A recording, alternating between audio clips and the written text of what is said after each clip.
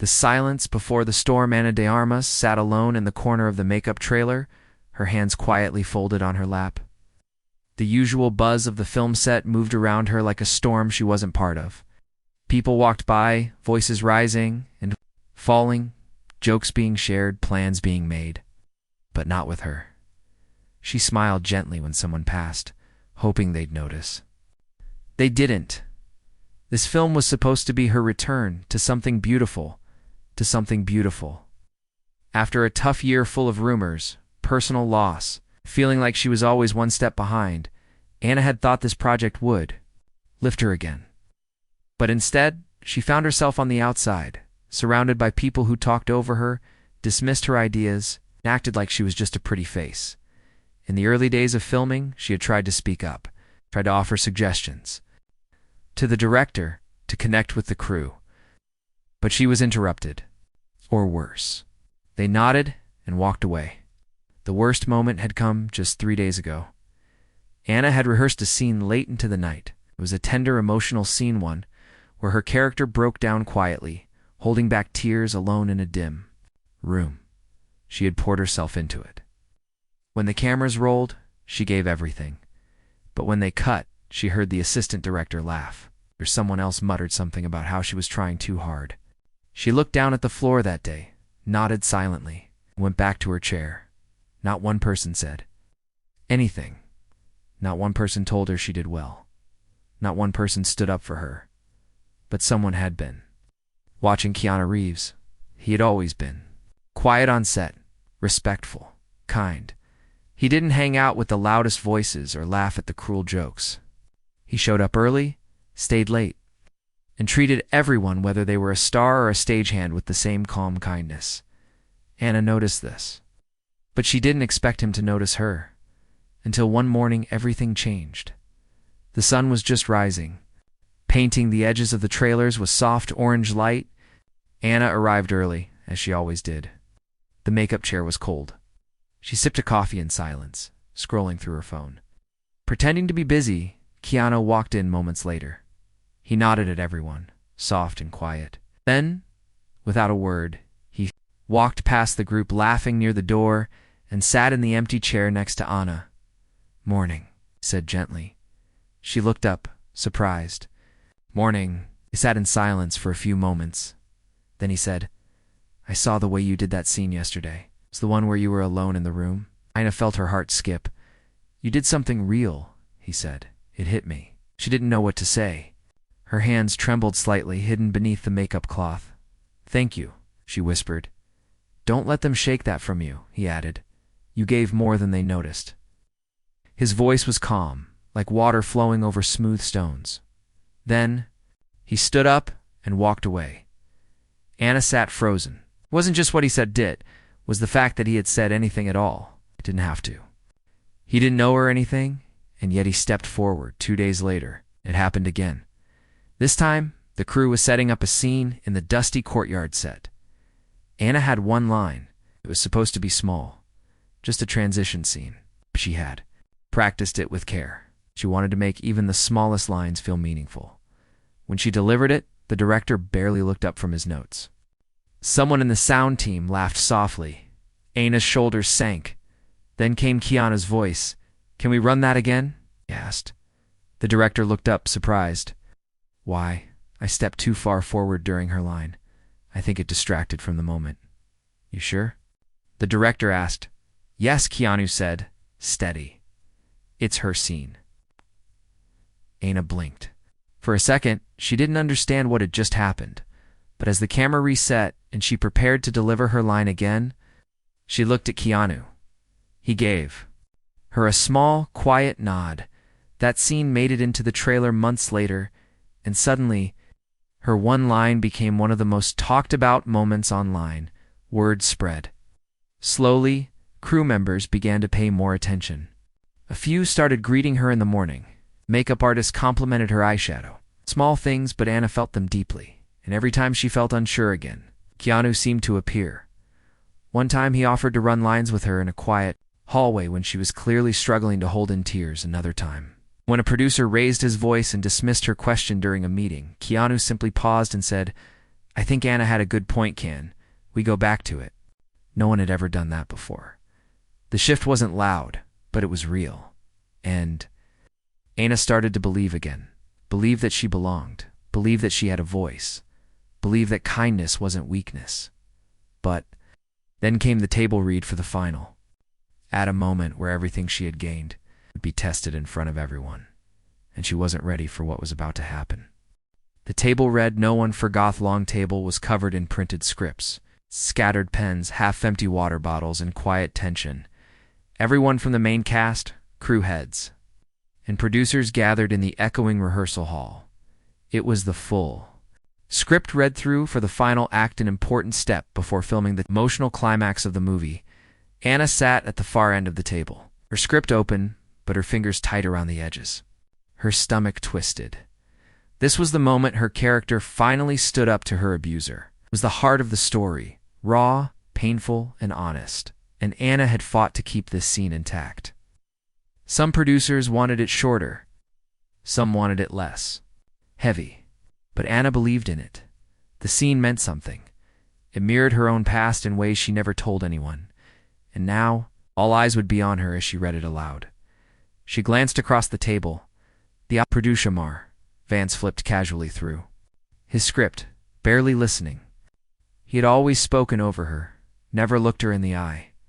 He acted like she was replaceable, just a name on a poster, and sitting across from her was Keanu. He gave her a gentle look, one of quiet strength, the kind that says, "I'm here, Anna." Took a breath. The table read began. The early pages went smoothly. Light scenes, some laughs, some notes scribbled in margins. Actors spoke, crew nodded, and the director gave soft direction. But as the final act approached, the room changed. Anna felt it. The dialogue turned darker. Her hands began to sweat. The air felt heavier, and then it was her line.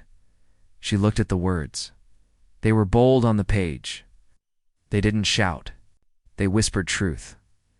Anna started reading. At first her voice trembled. The words caught in her throat. She could feel 20 pairs of eyes watching, judging. But she pushed through as her character confronted the villain in the script. Anna's. The voice grew stronger. Her chest rose and fell with emotion. She wasn't reading. She was becoming. The line came, "You don't get to tell me who I am anymore." And she said it like it meant something, because it did. For one long second, the room was silent. No one moved. Then Mr. Vance cleared his throat loudly and said, "Can we trim that? It drags a bit." Anna froze. The sound of paper turning. A few awkward chuckles. Someone whispered something under their breath. Someone else nodded in agreement. Anna's eyes dropped to the table. A familiar burn rose behind them. And that was when Keanu did something no one expected. He stood up. He didn't raise. His voice he didn't shout. But the silence that followed, his words was louder than any scream. He looked at Mr. Vance and said, "That line is the reason this story matters." Everyone turned. Keanu continued, "You don't cut that line because it makes you uncomfortable. You keep it because it made the room go quiet. Because she delivered it from a place you and I probably don't understand." Mr. Vance shifted uncomfortably. "Oh, I was just saying. I know what you were saying," Keanu replied. "Ah!" "I disagree." The director stayed quiet. The others looked around the table, unsure of what to say. Anna's heart was pounding. Then Keanu looked directly at her. That was powerful. "Anna," he said, "don't let anyone take that from you." The rest of the read went on, but everything had changed. Anna felt it. She had felt small so many times, dismissed, overlooked, doubted. But that moment when Keanu stood, something inside her cracked open. A new strength poured in. Not just because someone defended her, but because someone saw her worth, saw her heart, and believed it was enough. Later that night, Anna sat alone in her trailer. There was a soft knock at the door. She opened it to find Keanu holding 2 cups of tea. "You? Okay," he asked. She nodded, wiping at her eyes. "You didn't have to do that," she said softly. "I know," he said, "but it was right." She took the cup. sat beside him on the steps. They didn't speak for a while. They didn't have to. Sometimes silence can be the loudest way to say, I care. The next morning, things began to shift. The assistant director, who never used to speak to her directly, asked if she wanted to run her scene. Again, the costume designer brought her a jacket she had requested weeks ago. The gaffer, who once joked behind her back, told her she was doing great. Small things, but meaningful. Not because they feared Keanu, but because his quiet stand reminded them all what respect looked like, and it was contagious. Anna began walking differently on set, her shoulders straighter, her voice a little stronger, but the biggest change was still coming, because the final shoot day was approaching, and a mistake would be made, a painful one that would test Anna's growth and push Keanu into the most unexpected role of all. The day everything almost fell apart, final scene, was set to be filmed on a cold Tuesday morning. Everyone on set knew how important it was. It was the emotional peak of the film. Anna's character would confront the antagonist one last time, not with anger, but with quiet power. It was the kind of scene that stays with the audience long after the credits. Anna had spent weeks preparing. She had worked with her acting coach, revisited painful memories, and rehearsed alone in the mirror every night. It wasn't just a role anymore. It was her truth. When she arrived on set that day, the sky was overcast. A light wind moved through the open lot where they built the scene. Cameras were being adjusted. Makeup artists rushed around. The director barked orders through a headset. Anna walked slowly to her mark. Keanu was already there. He gave her a small smile. You ready? He asked. Anna nodded. I think so. He placed a gentle hand on her shoulder. You don't have to prove anything. Just feel it. You've already done the work. She breathed deeply. Thank you, she whispered. The cameras rolled. Anna stepped into her role. Every emotion she had buried rose to the surface. Pain, strength, fear, courage. When she looked into the antagonist's eyes, she wasn't acting. She was living the moment. The final lines came. Her voice was soft but firm. You broke me once, but you don't get to keep me broken. When the scene ended, there was no applause. No one moved. The stillness said it all, until the director called. Cut, and came something unexpected. The producer, Mr. Vance, stepped forward. Great stuff, he said quickly, without emotion. But we've got a time crunch. We need to do a version without that last line. Just skip it and end on the stare down. Anna blinked. What? She asked, unsure if she heard him right. It's a runtime issue, he replied. Editors flagged it. We just need to trim. Anna looked at the director, who didn't say anything. The air felt strange. Was she about to be silenced again? Keanu stepped forward. The line is the soul of the scene, he said. I understand, Mr. Vance replied, annoyed. But we don't always get what we want. Anna's hands trembled. I want to do it again, she said. With the line, the director hesitated. Anna, I need you to be flexible here. No, Keanu said calmly. You need to be fair. Vance folded his arms. Look, we'll shoot it both ways and decide later in the edit. Anna felt her throat tighten. This was the same tactic they used before. Pretend to keep her version, then cut it later and again. No one would stand up for her. But before she could speak again, Keanu looked around at the entire crew. Can I say something? Everyone paused. Keanu took a step closer to the center.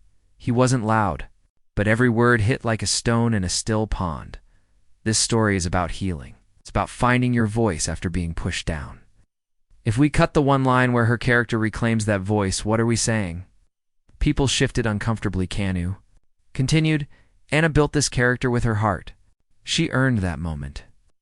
And frankly, so did every woman watching who's been told to sit down and smile. No one expected him to say that. Not out loud, not in front of the producers, but he did.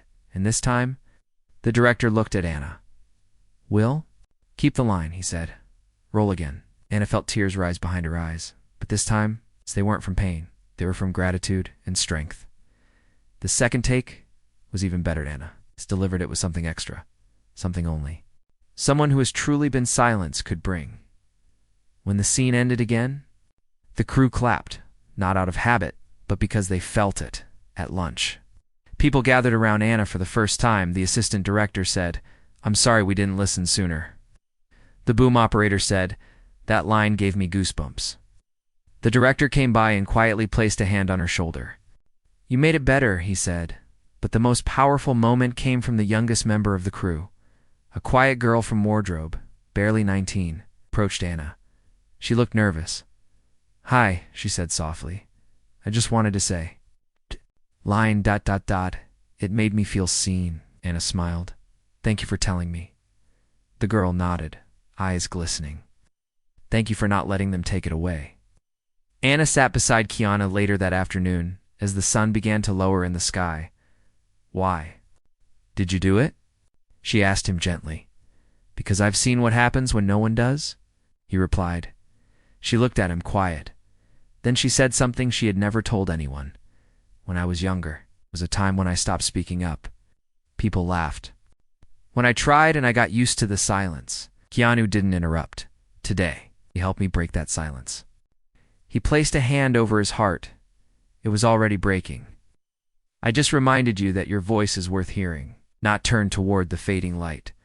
Something was different now, not just in how people saw her, but in how she saw herself, stronger, steadier.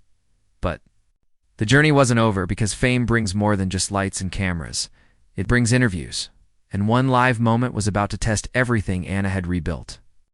The moment the world listened, its stage lights were blinding. Anna sat across from the famous talk show host, her hands lightly resting in her lap, her heart racing beneath her calm smile. Millions were watching, live. The interview had been promoted. All week it was supposed to celebrate the movie's release. It was supposed to be light, cheerful, easy. She had even practiced answers. But nothing could prepare her for what was coming. The host leaned forward, smiling wide for the camera. "So, Anna," he said casually, "there's been a lot of talk about that scene." Anna nodded softly. "Yes, it was a very emotional moment for me," the host chuckled. "Some say you were being difficult about keeping that final line.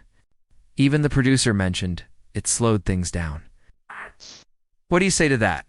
The room shifted, her smile faltered, and just like that, the silence returned. That same silence she had lived with for years, the silence that told her to be polite too. Laugh it off, to let it go. Anna felt her chest tighten. Cameras were rolling, the audience waited, her publicist sat backstage watching every second. This was the moment where most stars would play it safe, but then she remembered Keanu standing up. She remembered the quiet girl from wardrobe. She remembered the voice she fought so hard to find, and she took a breath. Then she spoke. "I don't think keeping a line that speaks truth is being difficult," Anna said, voice steady. "I think it's being honest." The host blinked, caught off guard. Anna continued, her words slow and clear. "For years I've been told to smile, to stay quiet, to let others decide what matters. And for a long time, I did. But not anymore." A hush fell over the audience. Anna leaned in slightly. "That line wasn't just about my character. It was about me. And about anyone who's been talked over, laughed at, or pushed aside." The host cleared his throat awkwardly. "Well, I suppose some people might say actors shouldn't get too personal." Anna didn't flinch. "Then maybe it's time we change what people expect." There was silence, and then applause, not a cheer, not a forced clap, but something deeper, a connection. After the show, Anna stepped off stage, her hands still shaking slightly. Her publicist rushed to her side. "That was bold," she said, trying to mask her nervousness. "Was it okay?" Anna asked quietly. Before she could answer, a voice came from behind. It was more than okay. Anna turned.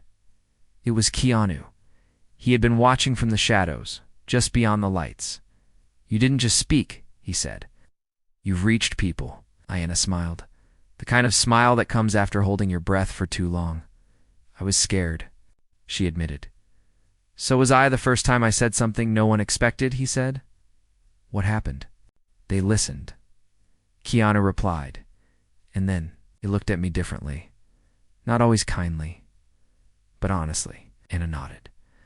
Double quotes. I think I'm ready for that now, she said softly. The days that followed were nothing like she expected. Her words from the show went viral. Clips flooded social media. People were sharing their own stories, stories of being silenced, ignored, dismissed. Women from around the world thanked her, men too. Even a few critics who once called her just another pretty face rewrote their opinions. A famous journalist tweeted, Ana de Armas didn't just act in the film, she lived it. And we all felt it for the first time in her career.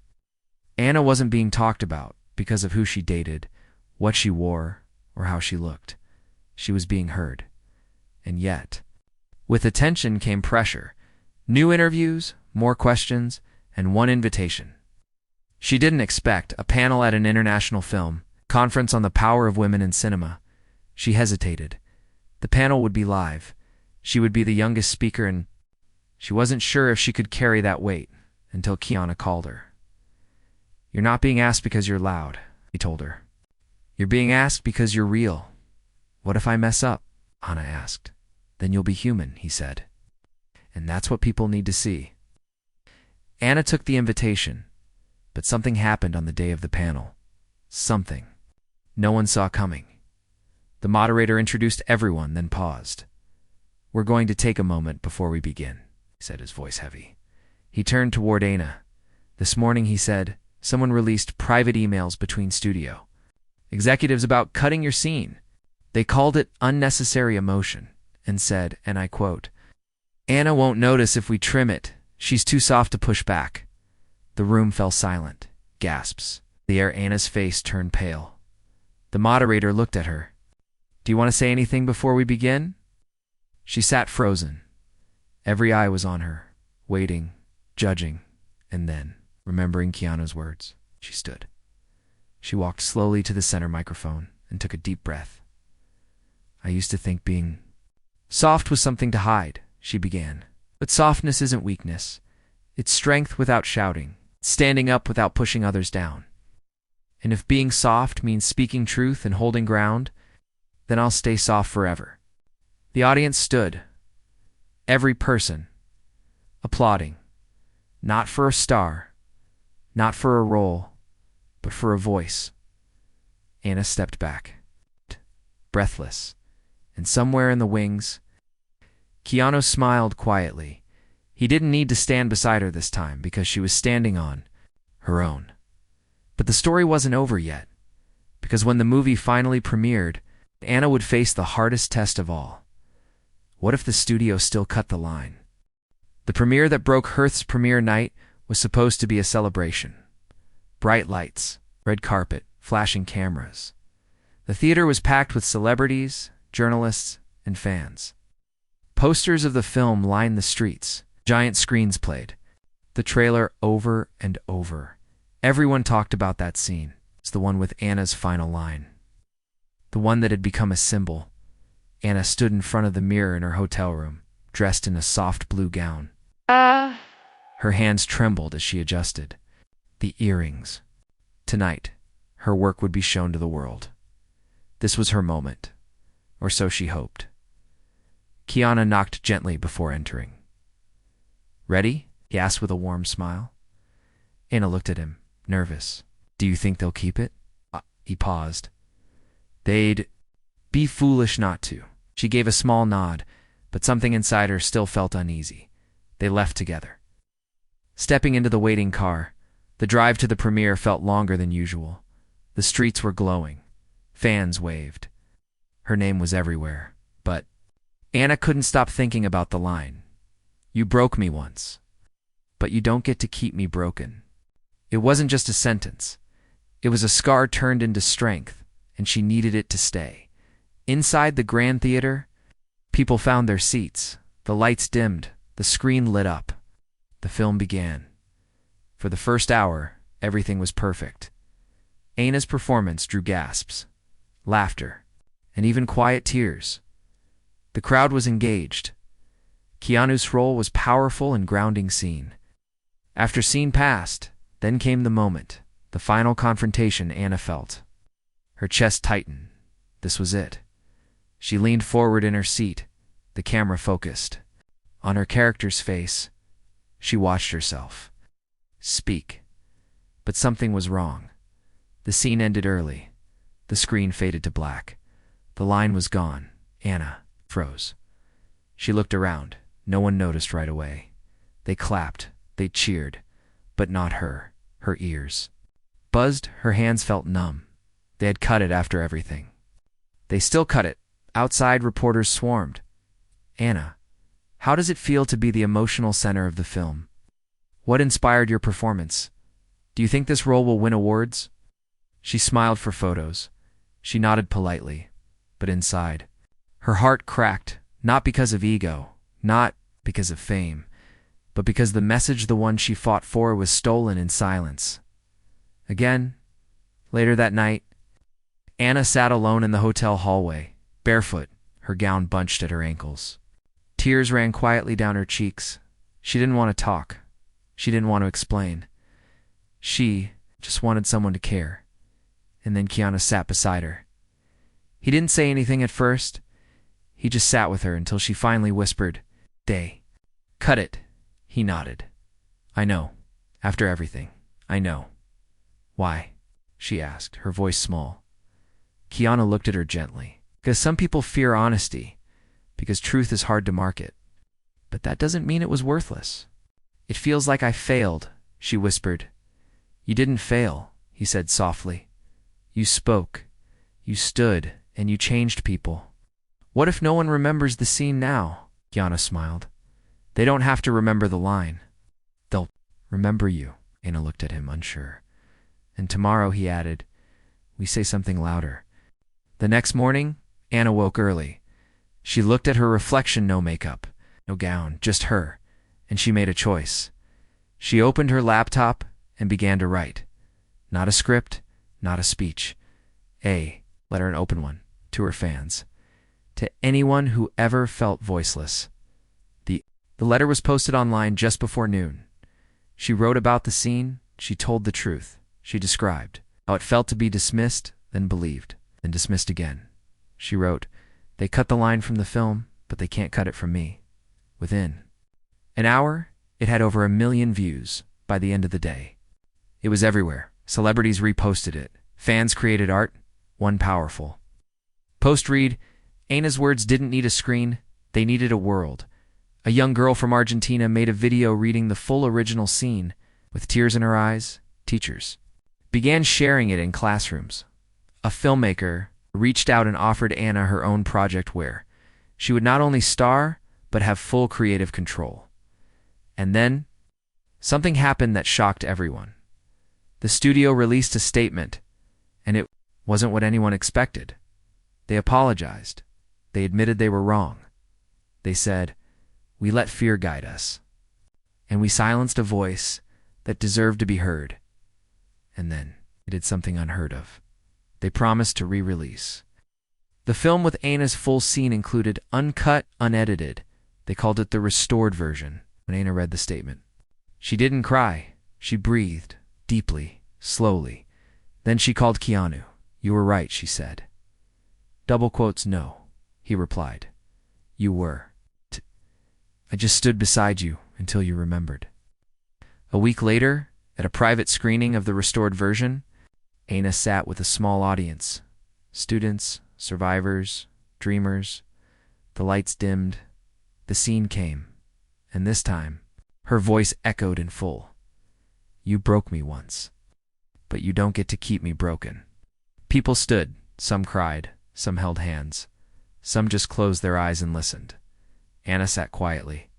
No makeup, no flash, just truth. But even then, one last surprise was waiting for her, something Keanu had planned. Quietly, something that would close her wounds in the most unexpected way.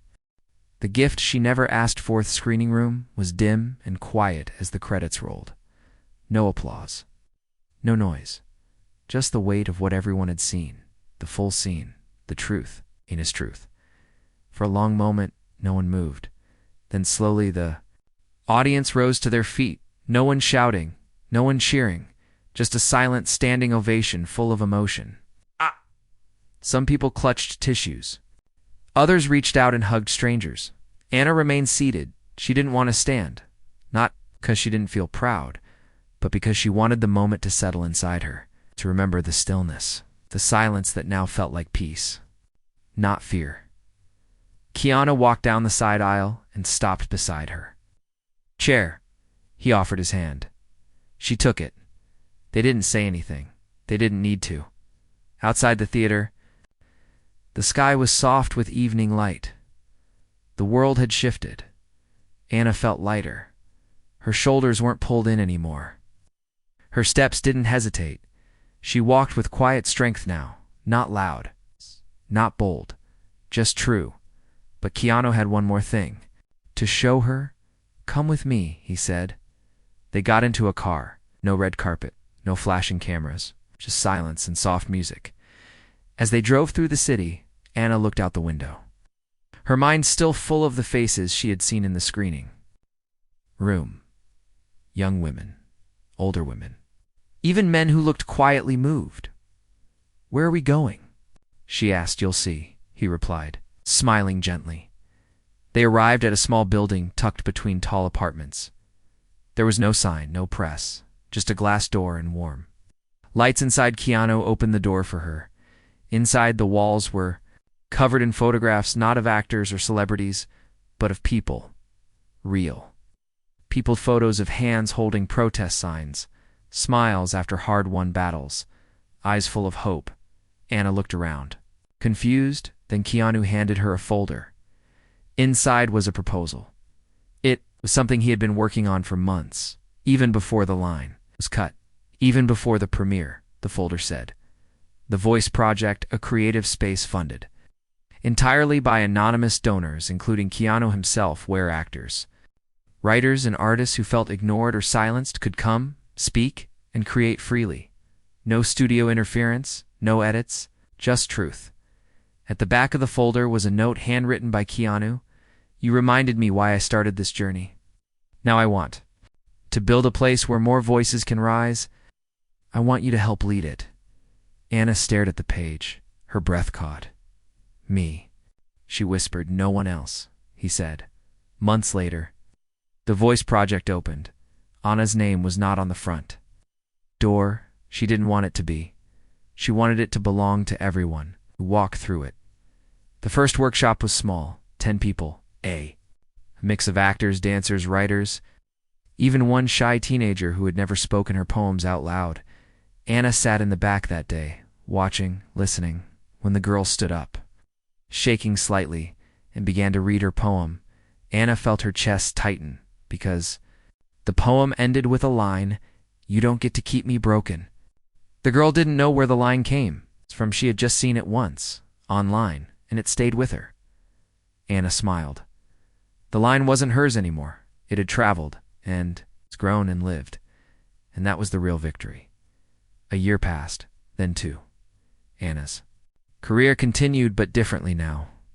She chose roles that scared her. She wrote, she directed, she helped others tell their stories, and through it all, Keanu remained beside her. Not in front, not behind, beside. As a friend, as a quiet warrior, as someone who once took a step forward when no one else did. One morning, Anna stood at the front of a packed hall at the Voice Project. Hundreds of new voices were gathered. It was the annual gathering. Keanu just finished speaking. Now it was her turn. She looked out over the crowd. So many eyes, so many hopes, and she said, "I used to be afraid of silence. Now I know silence can mean strength. I used to wait for someone to speak up for me. Now I speak up for others. But it started with one person, one moment, one choice."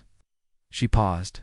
So if you ever wonder whether kindness matters, if you ever question whether stepping forward makes a difference, let me tell you, someone's life may change because of it. She looked over at Keanu. He smiled. She smiled back, and the room filled with quiet. Applause, the kind that echoes in your heart long after the sound fades. And So the story ended not with fame or flash, but with a legacy of voices, of truth, of one man who saw a woman shrinking in the shadows, chose to take a step forward, not because he had to, but because it was right. And that step lit a path for hundreds more.